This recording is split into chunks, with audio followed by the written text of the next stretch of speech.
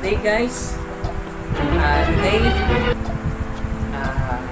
pag-aaralan natin ang kung paano mag-troubleshoot ng isang dead PC, laptop. So, how to troubleshoot yung hindi na talaga nabubuhay. Wala ng power, yun. Pag i-on nyo, wala talagang indicator na ilaw or whatever kung ano ba yun. So, yun. So first, kunyari, namatay na yung ano yun, yung PC nyo. Nagpanic agad kayo. Huwag kayong magpapanik. Don't panic. Huwag nyo nagpapanik kung namatay yung PC nyo. So, ang gagawin nyo ng pinakauna, first step, check nyo muna yung likod ng inyong PC. Tata. Yun, no?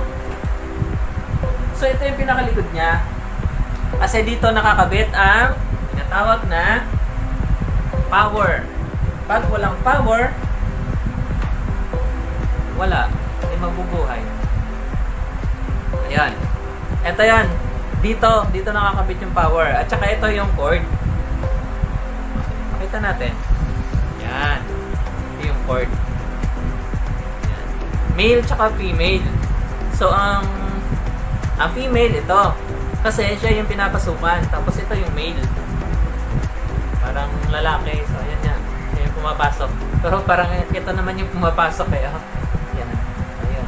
Male, female. Yan. So, ang unang pinakagagawin nyo dito, pwede rin na tingnan nyo mabuti. Baka kasi may sunog. O, kaya naman, check nyo yung wire. Check nyo. Check nyo yung wire kung wala bang sunog, kung walang putol, or kung ano-ano man, kung ano ba. Yan. Yun yung pinaka first step. Huwag yung bubuksan agad natin to kasi siyempre, dapat natin ang safety first muna tayo. So, first check muna natin yung dito, kung saan nagsisimula talaga yung pumapasok yung pinaka-supply ng kuryente. Dito sa 220, 220 to. Tapos next, kung okay naman yung cord natin, wala namang sira, parang tingin natin wala namang sunog, proceed na tayo sa next. So, ang next na importante is ito, makilala nyo to. Ang tawag dito ay VGA. Meron din namang iba na through HDMI nakakonect, pero mostly kasi sa mga PC, ito yung ginagamit yung VGA. Kumbaga, Visual Graphics Array. Ang monitor lang talaga, pang output lang talaga siya. Kumbaga yung sound is manggagaling talaga sa unit. Pag mga HDMI kasi, ang sound na manggagaling ay hindi sa unit, kundi magagaling dun sa isa. Kunyari, ang monitor nyo is monitor na TV. Yun, yung sound na manggagaling is nasa TV. Pero pag yung ito ginamit nyo, ang sound na manggagaling ay dito sa unit mismo sa PC. So, ito, pang display lang talaga to. Kaya ito mostly yung ginagamit. So, check din natin to. Check natin kung wala bang sira, walang sunog. Yun. Pag na-check natin na okay, ibig sabihin, dito sira. So, check din natin yung monitor, syempre. Check natin yung monitor. Yung monitor kayo, check nyo muna. Baka naman yung monitor lang yung may problema. Tapos, nag-proceed kayo agad dito. So, yun. Pero nga, di pa, ito walang power. So, yun muna check natin. Pagkatapos nun, dito kasi yung power nito yun sa pinakailalim ito. Yan. So pag kunyari nasaksak na natin, tapos ayaw pa rin gumana, so proceed na tayo sa next step. So ang gagawin natin muna bago tayo mag-proceed is ilong press muna natin to. Ibig sabihin kasi pag ilong press natin to, i-drain muna natin yung yung power talaga para wala na talagang supply. Yan. Para safe talaga, safety first. Tapos ang gagawin natin, saka na tayo magbubukas. Titingnan natin yung loob kung anong problema. So, ang gagawin natin bago natin buksan is, kasi tayo ay meron tayong tinatawag na static electricity, meron tayong tinatawag na kuryente din na dumadali sa ating katawan. So, ang gagawin natin para ma-neutralize, ilalagay lang muna natin, hamawak lang muna tayo sa mga metal dito sa CPU. Hawak tayo mga ilang mga seconds lang. After natin humawak, so So, yung static natin, na-neutralize na. So, pwede natin magbukas. Sa pagbubukas, kailangan lang natin ang tinatawag na basic tools. So, yung basic tools natin ay Phillips screwdriver. Yan. Yan. Bubuksan na natin. Napakadali lang. Isa lang naman yung may ano sa kanya dito. Natanggal na. Push siyang natanggal. Tapos ito. Side natin. Gano'n lang tayo. Push lang natin ang konti. Tapos na. Ayan. So yun, makikita natin. Ito may fan. May fan siya. Makikita natin. Ito kasi purpose ng fan para dun sa alikabok. Di agad dumiretso sa loob. Kaya may fan talaga. Tapos, ayan. Close up natin. So, ang gagawin natin, tatanggalin ko muna to ang fan para mas makita natin ang mga outfit. So, closer natin. Lapit-lapit natin. Ay, wait lang. Lapit natin para mas makita natin ang baby. The closer, the better. Mas yan. Lapitan ko muna ha, para hindi tayo magalaw-galaw. Yan. Yan. O, tanggalin ko muna to. Pan. Para makita natin yung pinakaloob. Para maluwag tayo. Yan. Makikita natin. So, next na gagawin natin ay hanapin natin yung tinatawag na battery. Yung battery. So, CMOS battery. Hanapin natin. So, gagawin natin. Wait lang ha. Makita na natin yung battery. Yan yung tinatawag na CMOS battery. So, ang gagawin natin, tatanggalin natin to. Ito may nang kasunod, tatanggalin natin. Gagamit lang tayo na tinatawag na tweezer. Yan. Pupush lang natin to. Yun, natanggal na agad. Dapat may tweezer tayong ginagamit. Ito yun. Yan. Kunin natin. Yan. So, ang gagawin natin, ito yung next steps. Yan, tatanggalin natin tong CMOS battery. Tapos, maghintay lang tayo ng mga ilang minutes. Pagkatapos nun, ibabalik na ulit siya natin. Pagbalik, ganun madali lang. Yun. Wait lang.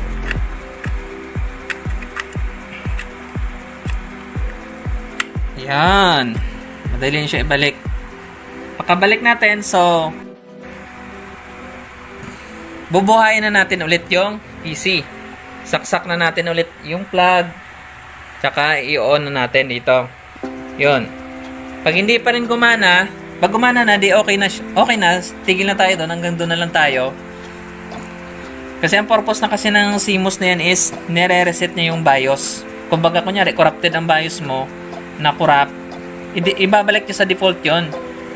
Yun yung purpose niya. Kumbaga, kung may nagka-error, minsan, pag nireset natin, kahit naman sa cellphone, pag tinatanggal natin yung battery, pag binalik na natin, umu-okay na agad. Parang ganun din yun sa PC.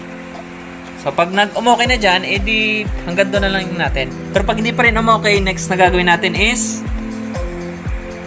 punta na naman tayo sa RAM.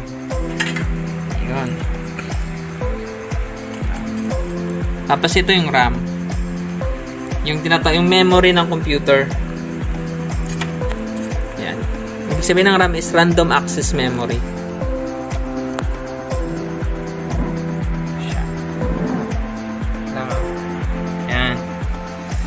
So, ang gagawin natin is tatanggalin natin tong RAM. Tanggalin natin to. Yan. Lang ha. Yan. May lock lang naman yan. Tapos tatanggalin lang natin. Tapos ito na siya. Yan. Pagtanggal natin, pwedeng ilipat natin ang slot. Ayan o, dalawang slot kasi yan. Ilipat natin ang slot. Tapos makikita nyo pala ito muna. Ayan, may guhit sa ano. Ay, may tawag na dito. Ito. Ayan yan. Ayan yun. Yan. Yan naman yung palatandaan para pag nagkabit tayo, malalaman natin na fit siya o hindi. Yan. Para hindi tayo magkakamali. Tapos ito din yung palatandaan na kung anong model or anong generation ng inyong motherboard. Pag gantong RAM, generation nito is second generation, DDR2. Pag mga nandito naman sa gilid yung yung parang hati niya, DDR3 naman yon. So nasa RAM din minsan. Tsaka makikita natin dun sa pinaka IC. Makikita niyo kulay black na yan, maliliit. Yan, yung tawag diyan ay integrated circuit, yung IC. So yan. So pag DDR1 malalaki yung IC, pag DDR2 ganito. Pag DDR3 naman maliliit din, tapos yung hati niya di siguro na baka nandito banda yung palatandaan. Tapos ibabalik lang natin to. Once na nabalik na natin to, kunyari binalik na natin, iniklip lang naman to, tapos yan. Pag nabalik na natin to, yun, saksak na ulit natin yung cord, i-on na ulit natin. Oh. Pag gumana, hanggang doon na lang tayo. Pero pag hindi pa rin gumana, so ang gagawin natin, i-off muna natin, long press off, tapos tanggalin na naman ulit yung cord. Kasi safety first muna tayo. Bago tayo maggalaw talaga sa pinakaloob, dapat naka-power off, tapos nakatanggal yung plug para safe tayo. Tapos pagkatapos nun is next natin na ito troubleshoot is yung video card. Kaso ito is wala tong video card na na nakalagay kasi yung video card nito ay built-in na. Makikita nyo dito. Ayan o. Dito yung nilalagay yung VGA. Yung kable. Ito, pakita sa inyo. Yan. Dyan yan nilalagay. So, built-in na yung video card nya. So, basic lang siya. Meron kasing binibili din kung gusto nyong pang gaming. Bibili kayo ng mas mataas na video card. So, dito yung nilalagay. Yan. Dito yung nilalagay yung video card na kung gusto nyo mag-gaming para mas mabilis ang graphics. Pag matataas yung graphics, lalo na pag panlaro talaga matataas na laro. Yan. Dito yan. So, dito yan. May ganito rin to. Nandyan yung nilalagay. So, yan yung next test natin, video card. So, after nun, check din natin yung hard drive. Ito. Ito naman yung hard drive. So, meron siyang natawag na SATA. Ito yung SATA cable. So, ito. Check din natin tong hard drive. Yan. So, SATA na siya. Yan. Ito, SATA. Ito yung SATA cable. Yan yun. Tapos, ito yung sa power niya. Na-connect sa power supply. Ito yun. Ganyan natin para makita nyo yan. Yan. Yan. So, yan. Check din natin kung good pa yung ating ating hard drive. So, ang gagawin natin, kung meron tayong extra na hard drive, so, ipalit natin muna. Tatesting natin kung gagana. Pag hindi pa rin gumana, pag gumana na, edi doon na lang tayo. Pero pag hindi pa rin gumana, so, bago tayo pumunta sa pinaka-motherboard, ito kasi yung motherboard. Ito yung pinaka-buong to. Motherboard kasi itong buod. Bago tayo pumunta dyan, ito. Baka naman kasi ang problema is yung power supply. So, ito yung power supply. Ito yun. Ito yung pinaka-power supply. Yan. So, mostly kasi power supply pala ang problema. So, yun. Ito-test din natin kung meron tayong good na power supply. So, ito-test natin. Meron ako dito ang sample ng power supply na baklas na. Ito. Yan. Yan. Ito yun. So, ang sira naman itong power supply na to kung bakit hindi gumagana is napasukan lang ng hayop sa loob. Tapos yung pinaka-board niya, namatay doon ng hayop, palit na hayop lang. Yung parang gagamba na maliit. So, nagkaroon ng tinatawag na short circuit. So, yun. Kasi pag di ba nakapatay ang PC, pwedeng makapasok yung mga kahit anong hayop diyan sa loob. May board kasi yan sa loob kaya na nagkaroon ng short circuit. Nagdikit. Kumbaga yung hayop pero kasing kuryente 'yon. Nagdikit yun, nagkaroon ng nagsunog. Nasunog yung pinaka-board niya. may mga piyesa na naapektuhan. So, ganun din sa motherboard minsan pag may mga nakapasok na mga langgam or anong pang mga hayop, nagkakaroon ng short circuit. Kasi dumidikit yung magkabilaan. So, yun. Tetest natin to ang power supply. Kukuha tayo ng good na power supply, tapos papalitan natin. Tapos, pag hindi pa rin gumana, yun, saka lang tayo magpo-proceed sa pinaka-motherboard. Yun. Ito yung pinaka-motherboard. So, yun, ito yung pinakamahirap kasi medyo may kamahalan talaga motherboard. Tapos, ito namang fan na to, ito naman tinatawag na CPU fan. Ibig sabihin ng CPU fan is, ito yung, another pang protekta dun sa atin sa pinaka-central processing unit. Kasi ito yung tinatawag na CPU fan, ito naman yung tinatawag na heatsink. Yan. Heatsink to, ito yung promoprotekta sa ating CPU para hindi siya uminit. Siya yung nag-neutralize. Kumbaga, regulator siya. Ganun.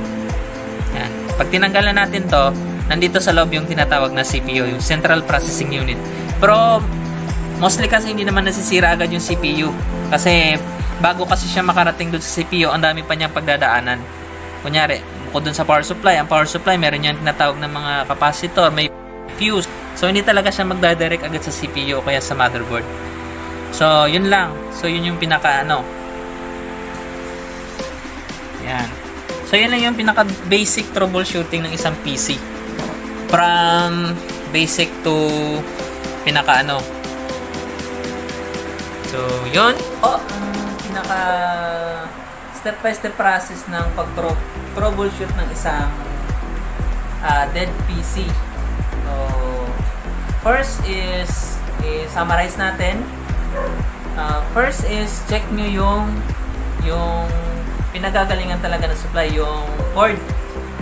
Check mo na yung cord kung okay pa, kung wala bang sira, walang putol, walang sunog, ganun. Next is check natin yung basta cord tsaka yung kable, basta kable muna. Check natin kung wala pang sunog. Next is yun, patayin natin yung PC or i-press natin ng hold for 10 seconds siguro, and then tanggalin natin yung plug. Kasi safety first muna, tapos i-neutralize na natin yung static natin, tapos bubuksan na natin yung unit. Tapos second, after natin ma-check yung port kung okay naman, next is tanggalin natin yung CMOS battery. Ibig sabihin ng CMOS is complementary metal oxide semiconductor. So yun yung ibig sabihin nun. So yun, tatanggalin natin CMOS para ma-reset natin, ma-default, baka yun lang naman ang problema. Or pag hindi pa rin gumana, proceed na naman tayo sa next steps is, kasunod nun is yung RAM. Check natin yung memory, baka kasi may sira, o kaya baka yung slot lang yung sira, so ilipat lang natin. So pag gumana, pero pag hindi pa gumana, so next proceed na naman tayo. So next is yung video card. Kung mayroon siyang another na video card, so check din natin yun, baka yun lang yung may problema. So pag okay na, di okay na, pero pag hindi, so proceed na naman tayo sa next pa. So next is yung tinatawag na power supply. So ito yung minsan madalas nasisira yung power supply. Minsan naandar pa yung fan, nagana pa naman yung power supply pero wala pa rin kasi kulang na yung voltahe na binibigay niya. So yun.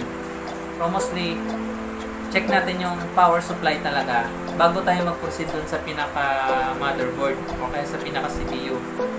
Bago natin buksan kasi mostly hindi naman agad nasisira yung CPU. Kasi marami pa siyang pagdadaanan. Kumbaga siya yung king, kumbaga sa chess.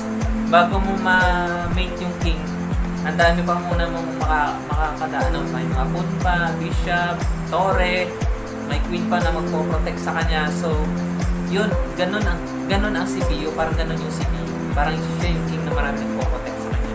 So, kaya bago natin puntahan yung king, ang dami muna natin pagdadaan. Ganun din yung CPU, Central Processing Unit. So, yun, bago natin mag-direct ng CPU, daan muna tayo sa pinaka-basic. Step by step muna tayo. So, yun lang. Yan lang yung pinaka-basic troubleshooting ng PC. At kung nagustuhan nyo to yung video na to at meron kayong natutunan, I hope may natutunan kayo. At kung meron naman kayo idadagdag, meron kayong mas maganda pa na sa pag-troubleshoot. So, comment lang kayo. And kung nagustuhan nyo nga to yung video na to, paki-like na lang. paki-share din sa iba at paki-subscribe na rin ang channel na to.